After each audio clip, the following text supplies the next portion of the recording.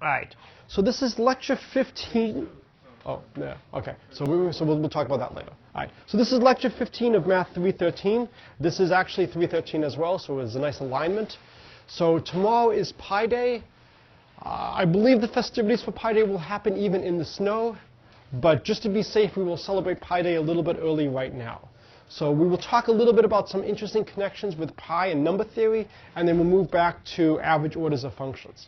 So have we done the Gregory-Leibniz formula?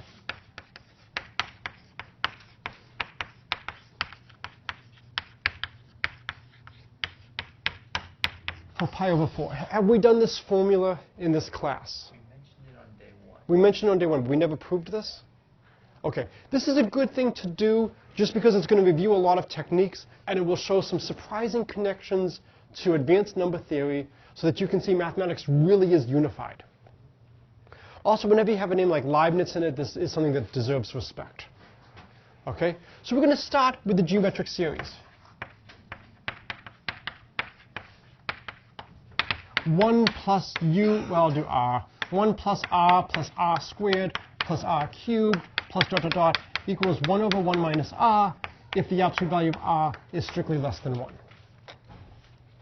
So there's a lot of ways to prove this. The easiest way is let S be the infinite sum, or maybe let Sn be the sum going up to r to the n, then multiply by r, and you just shift everything over by 1 unit. And so now if I subtract, I get 1 minus r times Sn is 1 minus r to the n plus 1. So Sn is just 1 minus r to the n plus 1 over 1 minus r, which is 1 over 1 minus r minus r to the n plus 1 over 1 minus r. And now you can see if r is less than 1 in absolute value, as n gets very, very large, this part's going to go to 0. And so the sum will converge to 1 over 1 minus r. And so not only do we get the infinite geometric series, we get the finite one. For those of you who have taken probability with me, you might remember that there's a fun way to prove this using a memoryless process. So this is the geometric series. The most important thing when you have a geometric series like this is to remember when you can use it. OK, so now I'm going to recall a fact from calculus. The derivative of arctangent of x is 1 over 1 plus x squared. I don't believe we proved this in class. Have we proved this in class? I'm trying to remember first day note. Right, right.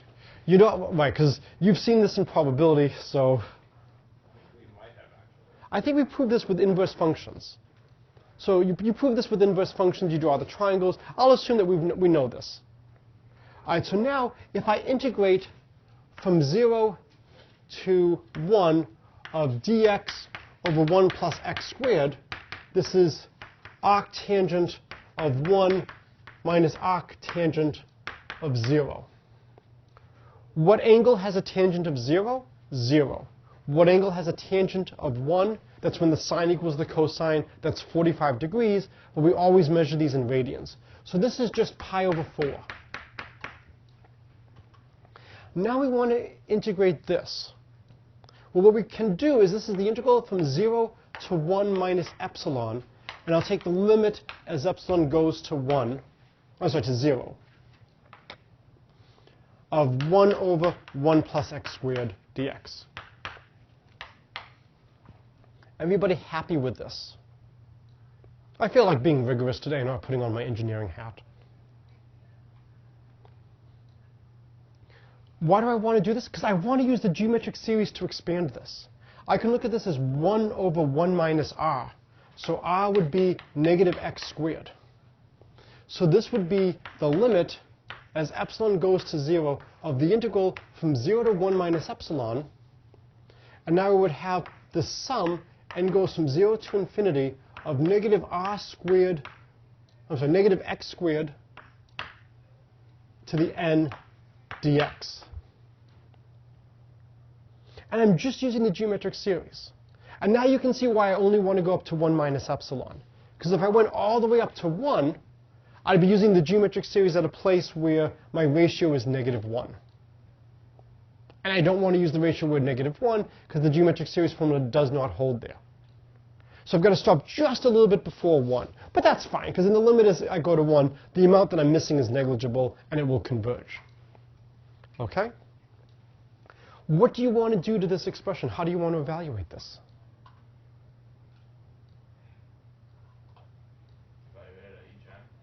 Evaluate at each end. So you want to basically switch the orders. And so this is the same as the limit as epsilon goes to 0, the sum n goes from 0 to infinity of the integral from 0 to 1 minus epsilon of negative x to the 2n, negative 1 to the n dx. You've got to be careful in terms of justifying this. So what I want to do is, you've all supposed to have seen calculus 1, 2, and 3. In real analysis, you really do analysis up the wazoo to justify all of this. I'm giving you a little bit of a sense and also trying to motivate why you want to take a class like real analysis so that you can make arguments like this rigorous. Whenever you have an infinity, you have to be careful. What I could do is I could take n goes from 0 to big N. And if I truncate at some point, the error is going to be really small. Why? Well, fortunately, I've got my finite. Oh, good, it does want to turn. It's just a little tired. If I truncate at a big N, it's 1 over 1 minus r minus something very, very small. So the contribution of this would be negligible. I can bound the contribution of this. And then I would just have a finite geometric series sum, finite number of terms. So again, if you want to be careful and rigorous, we could do a finite sum. And now this is going to be the limit as epsilon goes to 0. Now when I integrate this, I'll get the sum n goes from 0 to infinity, negative 1 to the n, x to the 2n plus 1 over 2n plus 1. Evaluating it at 0 and 1 minus epsilon. OK? So when I evaluate it at 0 and 1 minus epsilon, whenever I evaluate at 0, I get 0. When I evaluate at 1 minus epsilon, I get something that's almost 1. And then when I take the limit as epsilon goes to 0, all those tops are going to become 1. And this will just become 1 minus a third plus 1/5 minus 1/7, et cetera, et cetera, et cetera. So this is the Gregory-Leibniz formula. And I've tried to show you what you need to do to make this a truly rigorous derivation. We're close. And if you like analysis as a good exercise, write this up rigorously. Do a good bookkeeping. What's so nice about problems like this is if you look at the tail of a geometric series, the geometric series formula applies to the tail. You're just pulling out like an r to the n or an r to the n plus 1. So you can make the analysis work without too much trouble. OK. So we have the Gregory-Leibniz formula. We have pi over 4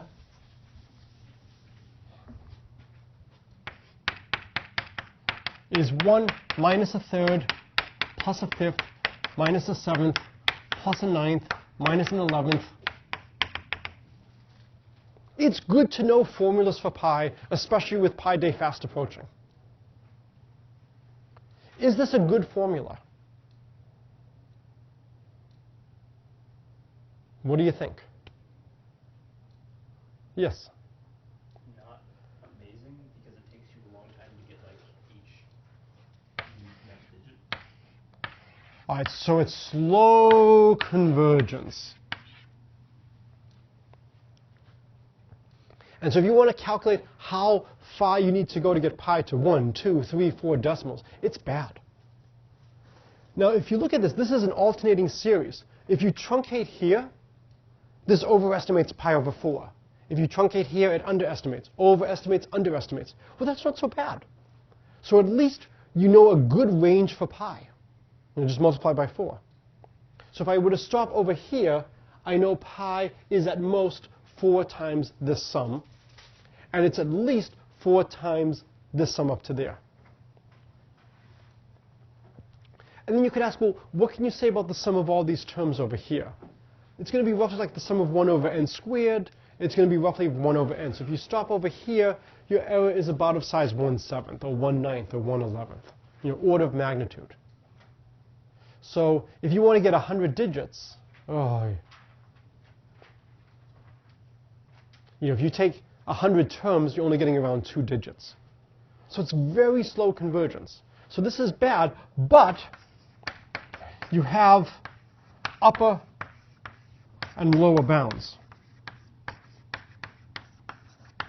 And so having upper and lower bounds is useful. So we can positively say where pi lives. Okay.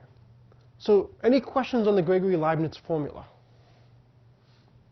We have actually seen something related to this in this class, but I have not isolated it before.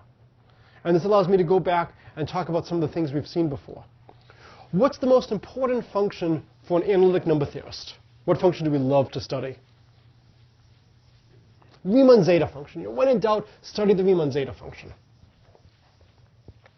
So we have Riemann zeta. Zeta to the s is the sum, and goes from 1 to infinity, of 1 over n to the s. And it's the same as the product over primes, 1 minus 1 over p to the s inverse, at least if the real part of s is greater than 1. Okay. We talked about how you could look at not just the Riemann zeta function, but a lot of similar functions, where we replace one with other things. And we looked at Dirichlet characters.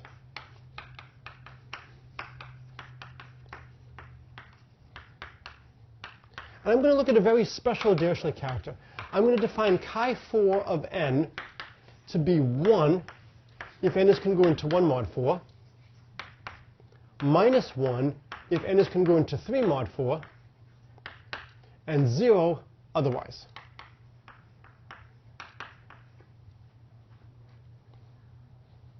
Okay?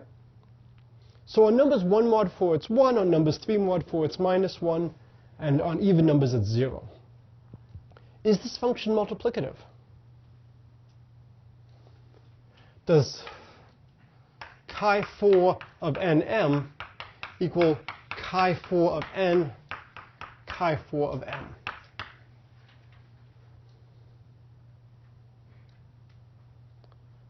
Well, let's think. If one of the numbers is even, we win. So we might as well assume the numbers are either 1 mod 4 or 3 mod 4. If they're both 1 mod 4, their product is 1 mod 4, and 1 is 1 times 1. If they're both 3 mod 4, something that's 3 mod 4 times 3 mod 4 is 9 mod 4, because you'll have, 4k1 plus 3, 4k2 plus 3. So when you multiply it together, you'll get 4 times blah plus 9, and 9 is 1 mod 4. So if they're both 3 mod 4, it'll be negative 1 times negative 1 is positive 1. And then the last case is just if 1 is 1 mod 4 and 1 is 3 mod 4. It works in that case. This is a multiplicative function. Because it's a multiplicative function, we can form a nice L function. And we can form the function LS chi4 is the sum, n goes from 1 to infinity, of chi4 of n over n to the s. And it turns out this is the same as the product over all primes of 1 minus chi4 of p over p to the s inverse.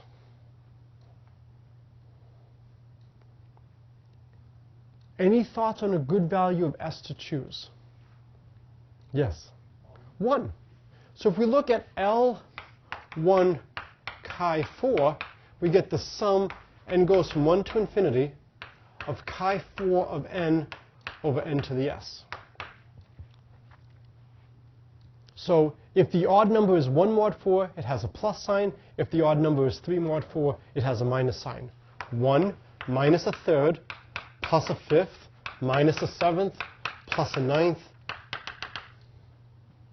We've seen this. This is just pi over 4.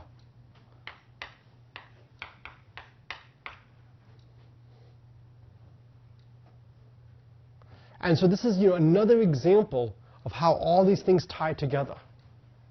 The zeta function knows an incredible amount of things.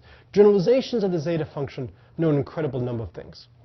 If you knew that pi was irrational, this would give you that there are infinitely many primes. If there were only finitely many primes, this product would be a rational number. Because a rational number times a rational number, finite number of times is rational. So the irrationality of pi now implies that there are infinitely many primes. It's an interesting proof of the infinitude of primes. Okay. So I wanted to just do at least something, in honor of the impending Pi Day. The colloquium on Wednesday will be related to Pi Day. It's going to be on the Fawn's needle problem and on fun ways of actually calculating pi. But this is a nice way to just review some of the concepts we've seen earlier this semester, these L functions, piecing them together, why we care about stuff like this. And this is a big theme in modern number theory, is looking at these special values and trying to get a sense of what's going on. All right, so for the rest of the day, we want to talk about average order.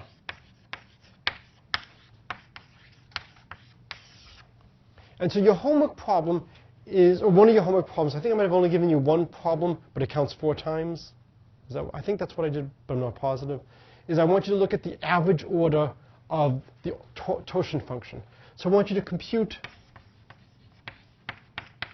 say, 1 over n, the sum of n less than equal to n of phi of n. So we're basically just averaging the totient function. And we want to see how this function grows. And so in general, in number theory, the functions we look at oscillate. And it's very hard to say things about specific values. But if you look at a large number of objects, frequently the average behavior is nice. In fact, in a lot of problems, there's even nice fluctuations about the average behavior. So how many of you have taken either probability or a stats class? All right, so almost everyone has taken either probability or a stats class. Have you seen the concept of mean and variance? Yeah. OK, perfect. So one of the nice functions we'll look at is omega of n is the number. I always forget if this is prime divisors or distinct prime divisors.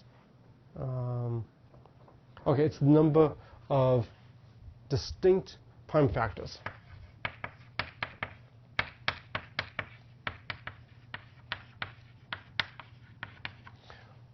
And so, if I give you the number, 15, 15 is 3 times 5, so omega of 15 would be 2. If I gave you omega of 2017, it would be 1, because 2017 is prime.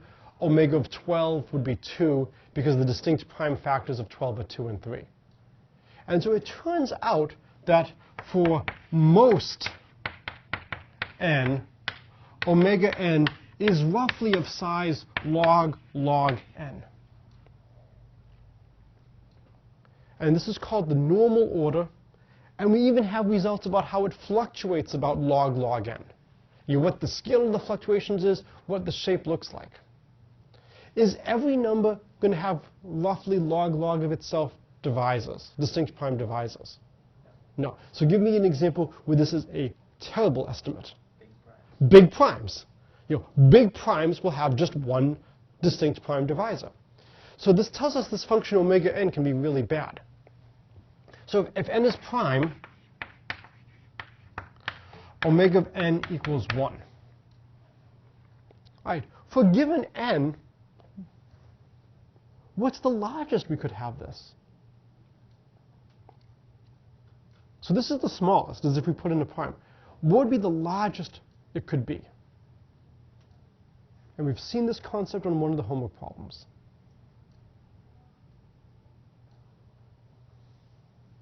So what kind of n will have really large omega of n's?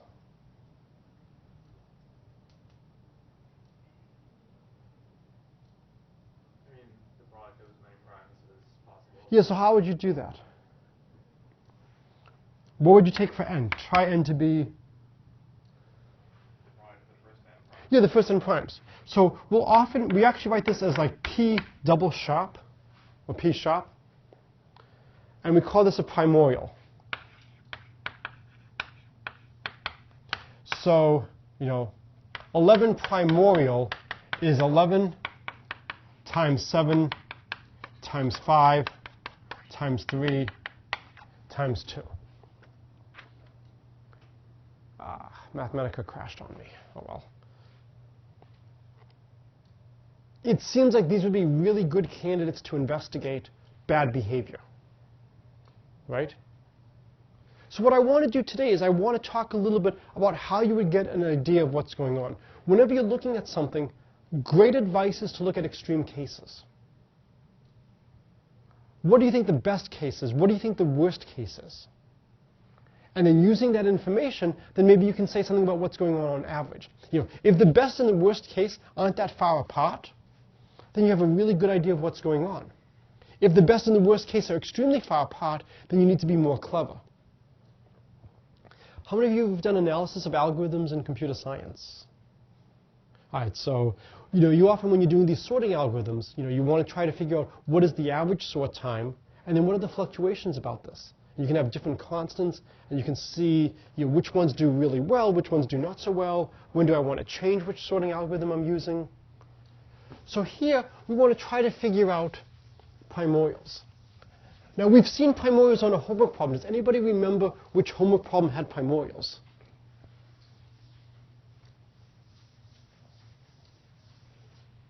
We saw them on a homework problem.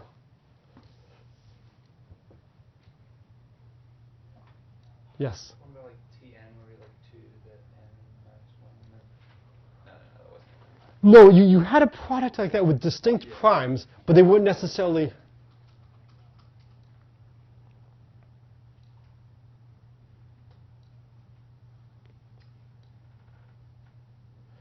So the question was, how do you get large gaps between primes? So we can use, call these prime gaps. Now what we can do for prime gaps is, we did this as a homework problem. If I look at p primorial plus 2, is this composite? Yeah, 2 divides this. P primorial plus 3, is this composite? Yeah, 3 divides it. All the way down to P primorial plus P. All of these are composite.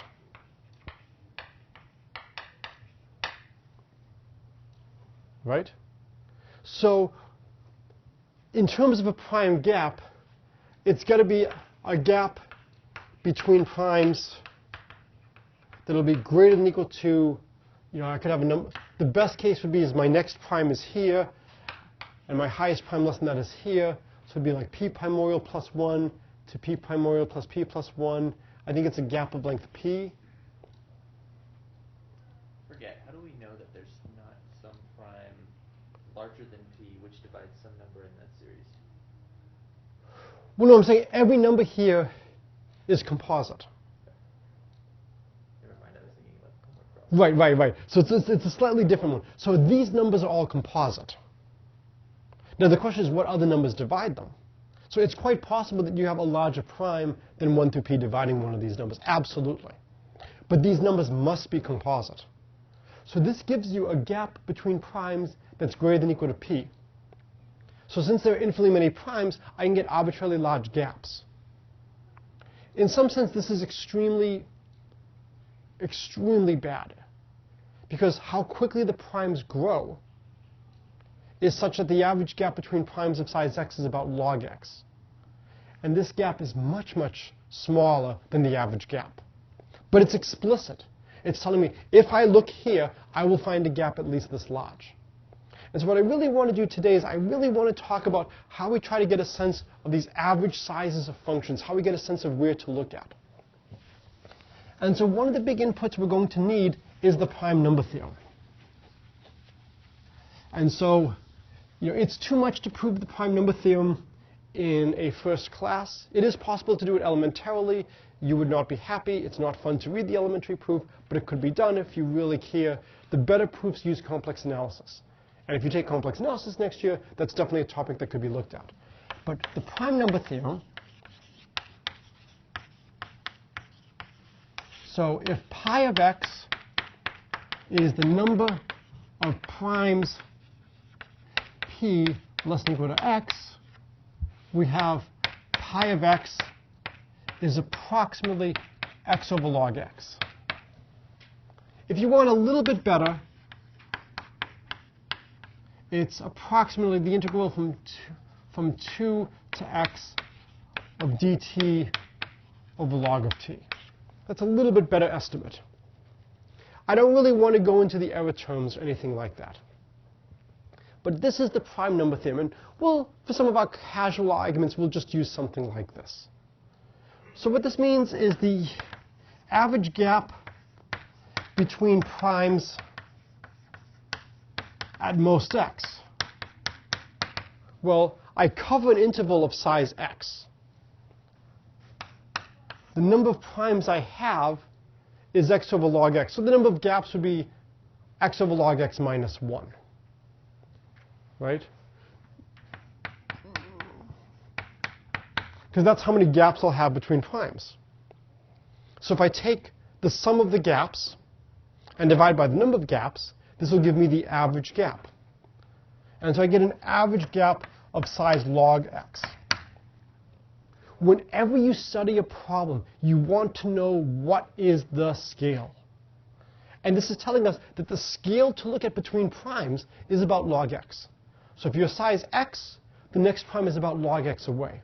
This is why the twin prime problem is so difficult, because primes that differ by 2, like 7 and 5,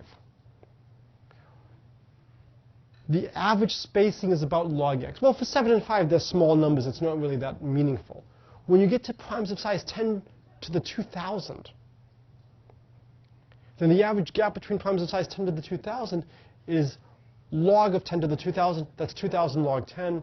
It's about 4,600. Now a gap of size 2 relative to 4,600, that's a little impressive. That's small. If you went to size 10 to the 10 to the 2,000, now the average gap is around 10 to the 2,000. And now having a gap of 2 is incredible. Think of the resolution needed for something like this. That's why the twin prime problem becomes so hard, because of this average spacing. We can frequently use a weaker result called Chebyshev's theorem, which says there exists A and B such that 0 is less than A, is less than 1, is less than B, is less than infinity. And for all x greater than or equal to some x naught, A x over log x is less than or equal to pi of x is less than or equal to b x over log x. So this is a good approximation to the prime number theorem. It's saying the prime number theorem is correct for the main order. It looks like x over log x. I might get the constant wrong. It might be 1/2 x over log x. It might be 2x over log x. But it's roughly of size x over log x.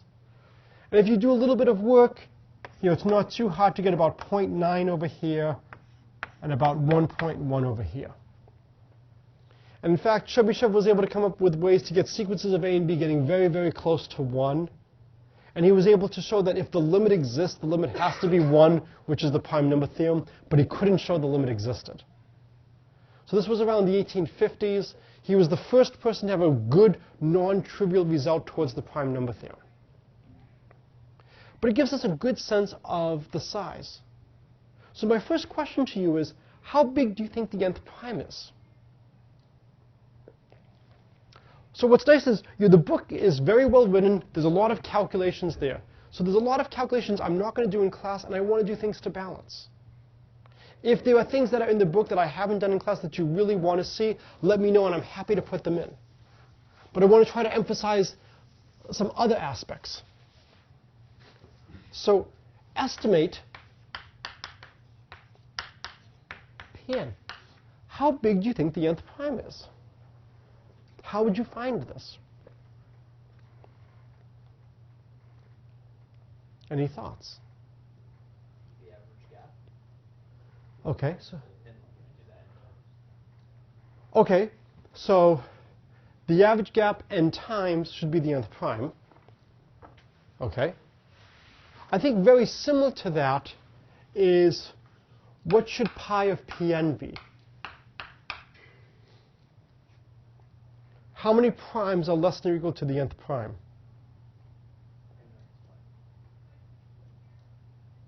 I think it's just n. right? So this is a tautology. This is like asking, what is the cosine of the angle whose cosine is 1/2? 1/2. How many primes are less than or equal to the nth prime? N. The mathematics is now what we do next. So what would we do next? So how do we use this to get an estimate?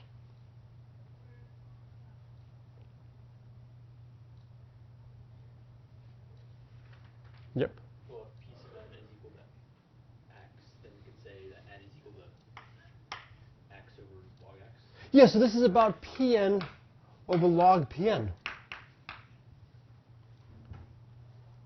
So this should be a much harder equation to solve than any equation you've had to solve in your life. Right? If you have things like 3x plus 5 equals 7x minus 2, you group all the x's together, you group the constants together. If you even had quadratics, it's not bad to use the quadratic formula. Now I've got my variable and the log of the variable. So this is a bit more involved. But we can try to estimate. Anybody want to guess roughly how big the nth prime should be? What would be a good guess? And then we can see if the guess is right. We could try Pn is approximately what we want to try. Well,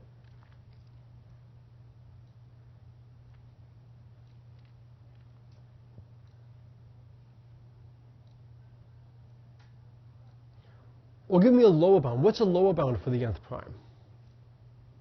It's got to be at least as large as, has to be at least as large as n.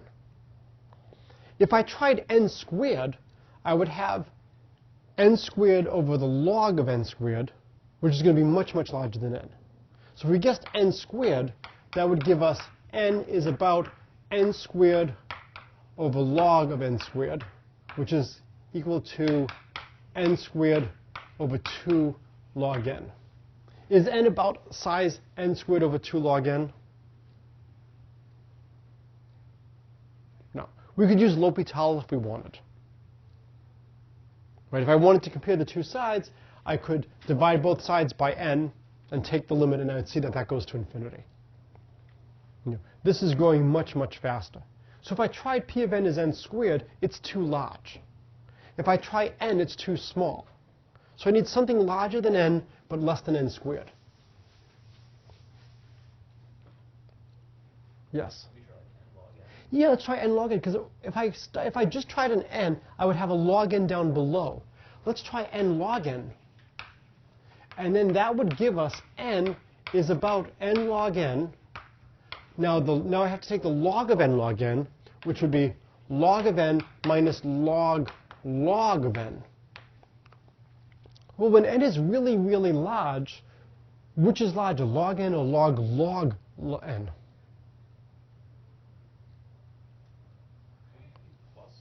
Oh, sorry, it would be plus log n. Thank you. So which is larger, log n or log n? Yeah, this over here is very small. If I wanted to, I could write this as n times 1 over 1 plus log n over log n. Just bring that down into the denominator. What does this look like? It looks like the geometric series. Maybe there was a reason we started the day with the geometric series. It's extremely useful. We could expand this out, and we would see the main term is n, and then there's a correction of size n log n over log n. You could also see that as n goes to infinity, this constant factor is going to 1. And so this gives you that p of n is about of size n log n. If you wanted, you could try to put in correction terms. And then you could say, do I want to try maybe having like a n log n divided by log n or something like that? What kind of games do I want to play? I'll stop over here because this is enough. The nth prime is about n log n. This is giving us the right order of magnitude. And we can begin to see the power of the prime number theorem. And so now if we wanted to look at the primorial, we would have a sense of how big it is. If we wanted to look at which number would have the greatest value for the number of distinct divisors, we could get some sense.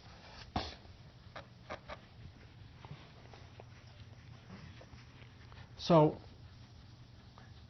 the homework problem is looking at the totient function.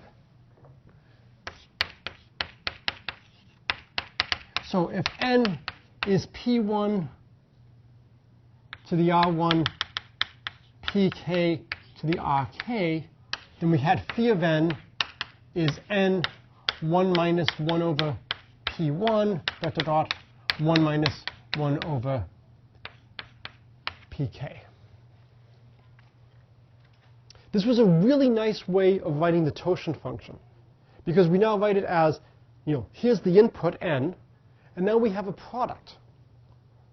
And so now we can try to figure out how can we make the totient function as large as possible? How can we make it as small as possible? So let's say, how can we make phi of n over n large?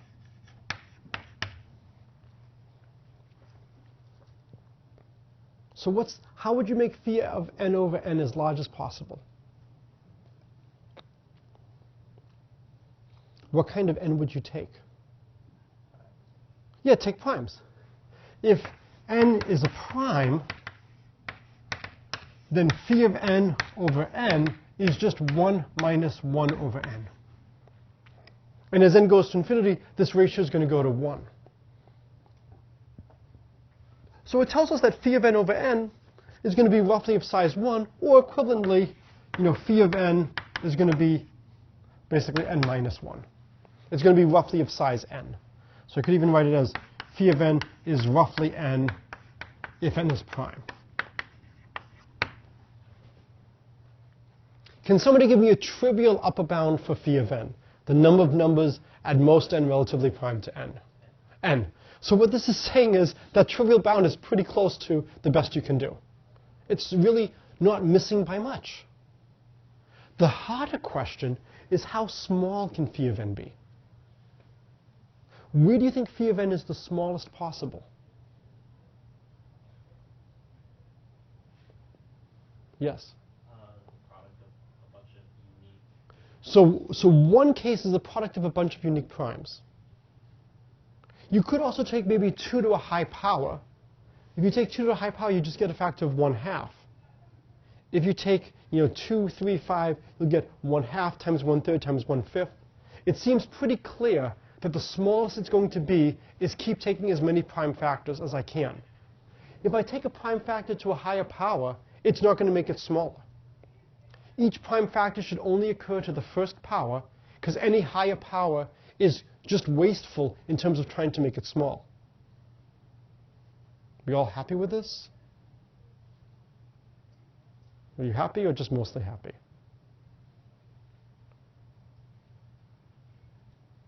I guess I'm still, I don't remember how we derived the top formula. So we derived the top formula by using multiplicativity. So phi of nm was phi of n, phi of m. And then phi of p to the k was p to the k minus p to the k minus 1, which was p to the k 1 minus 1 over p. And we were able to do this by just directly calculating which numbers are relatively prime to p to the k. So we lose the number p, 2p, 3p, 4p, 5p, all the way up to p to the k minus 1 times p. We lose p to the k minus 1 numbers. And so we get what's going on at each prime power, and then we use multiplicativity. And so because of that, we have this formula.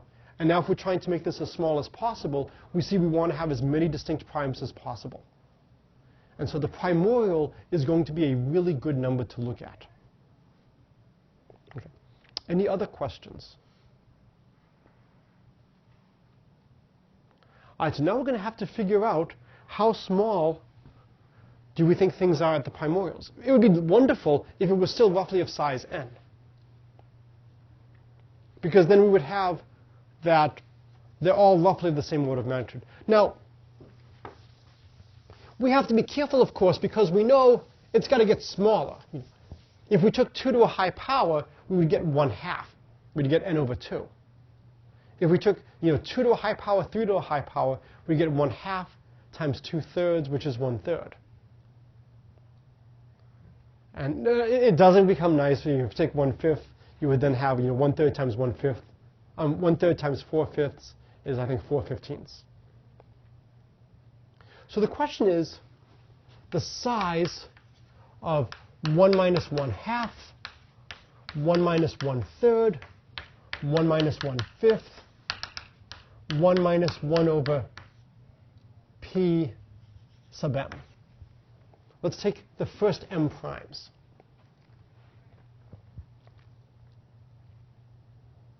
Any idea how we should handle that product?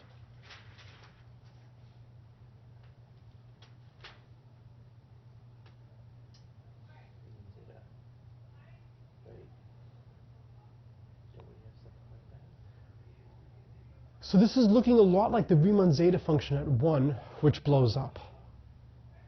So we will very closely use the Riemann zeta function. But we need to find out how fast it's blowing up. How should we handle a product like this?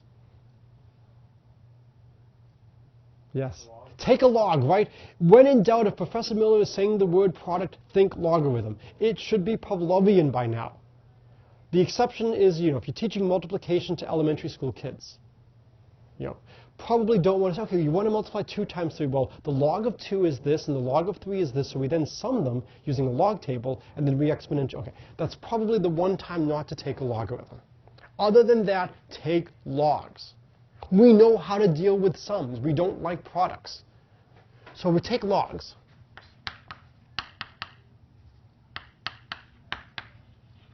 What's the log of a product?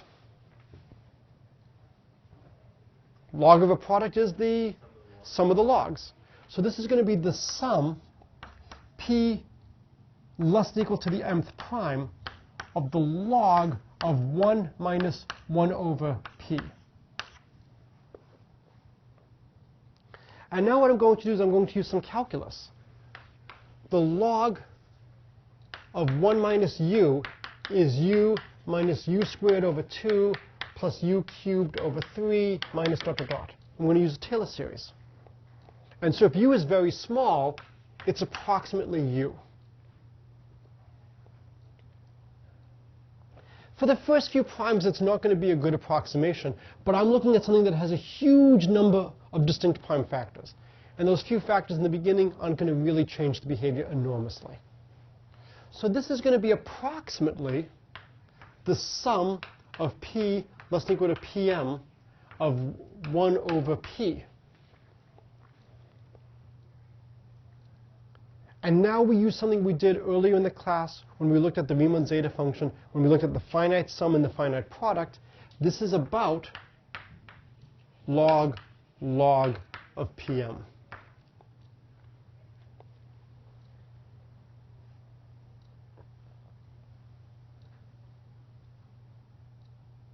So we're now using a nice fact from number theory. All right, how big is the mth prime?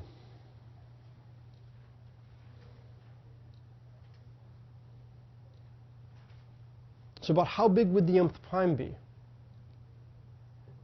Yeah, about m log m. We showed that earlier today. So this is going to be approximately the log of m log m. This may be the most logs you've ever seen in a meaningful way. This is not a cookbook problem. These logs are arising in a natural way. All right, so this is equal to the log of m plus log of m.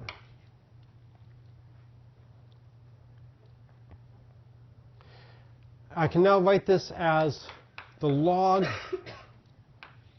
of m times 1 plus log m over log of m. And the reason is now I can say the log of a product is the sum of the logs. And I'll get log m plus the log of this small little piece. And this is going to be 1 plus something small. I can show that that's not so bad. So this would be the log of m plus the log of 1 plus log m over log of m. from what we have here, this is about log m over log m. So that means that piece is going to be much smaller than this. This piece is of size log. This piece is of size log over log. So this is approximately log m. All right, now we've got a few minutes to just put this all together. So we want to try to make phi of n small, phi of n over n small.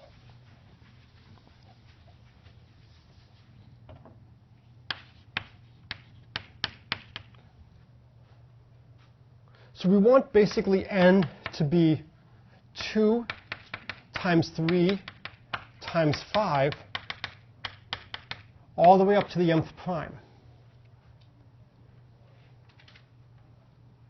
And then for such a number, we would know that phi of n over n is approximately that product. And what did we say that product was? You're going to be a little bit careful right now. What would that product be?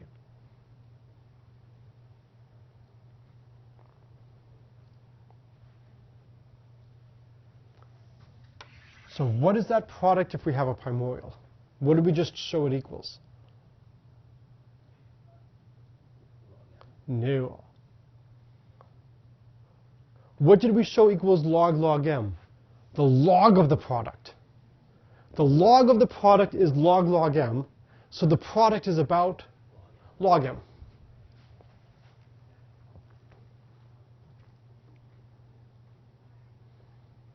And then there is a minus sign.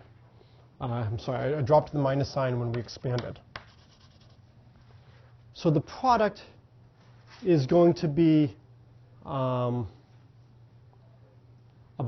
log m. So when we exponentiate, we get, this is going to be e to the minus log m.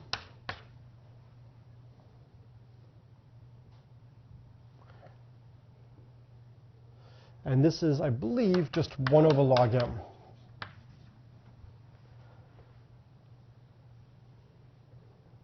Right? Because the negative means it's 1 over. I have e to the log of m. Exponentiation and logarithm are inverse operations. So this should be about 1 over log m. This is one of the reasons where it's nice to record these lectures. So if you want to really go through these calculations, you can stop. You can do the algebra and see. So here, we're showing that phi n over n is roughly of size 1 over log m for these special numbers. So it could go to 0. All that's left is to relate m to n. How many primes can we take to get up to n? So we need this product to be at most n. Right? So we need to figure out how do we get from here to here. And so there's an equivalent version of the prime number theorem. And the equivalent version is the sum of all primes up to x of log p is basically x. If you sum 1, you get x over log x. I'm now making all the numbers a little bit larger, and I basically get rid of the log x in the denominator. How does this help us? If I take logs of both sides, I get the log of n is basically the sum of all the primes up to the nth prime of the log of p. And from this, the sum of the primes up to x is just x. So this should just be pm, which is m log m. So now we want to figure out what should m be so that m log m is about n. And I think if you try m is n over log n, that should work. Because then you would start off with n over log n times the log of n. The log should cancel. And when you put that in here, this is going to be roughly, I believe, 1 over log n. So what it tells you is that the totient function, your phi n over n, Or if I look at better yet, phi of n is n times a factor that ranges somewhere between about 1 over log n and 1. So phi of n is really close to size n. So we have a good sense of the order of magnitude. So we have good bounds on the estimations. So your homework problem is to actually calculate this explicitly. It's to write a computer program and calculate. But you should now have some rough idea of what to get. If you know a lot of statistics, you're welcome to try to get a really good estimate. The numbers that you get will be related to pi day. It's fascinating how these numbers keep arising. But this gives us a sense of how functions are growing. All right, so we'll do a little bit more with the chapter 5 stuff. There's a lot of different special functions we can look at. We'll talk a little bit about perfect numbers. We might skip the rest of the chapter, and then we will move to chapter 6.